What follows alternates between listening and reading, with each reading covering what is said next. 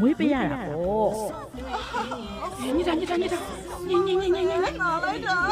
ညတာညတာညတာ တာပေါ့အေး လုံးလုံးလုံးညတာညတာညတာလုံးလုံးလုံးညညညညတာ အေးပါခဏပါ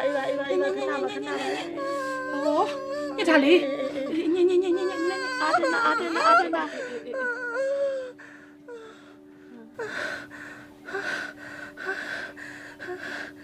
မ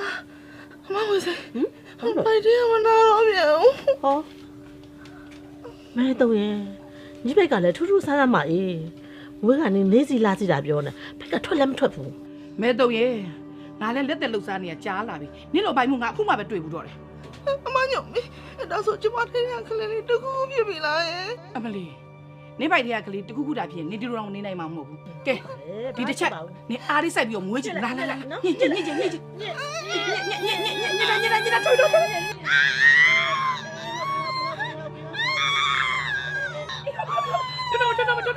ညချက်ချက်ညညည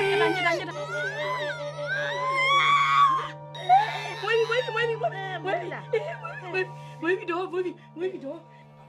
ဘာလေးလေ ယောက်ျားလေးဟေးယောက်ျားလေး မိန်နေလားနော်မိန်နေလားဒါလေးမိန်နေလားအေးဟုတ်ပြီ ချာလေး နေကလေးတာမန်ကလေးမဟုတ်ဘူးလူချောက်လေ ချာလေးလူချောင်း ဟုတ်တယ်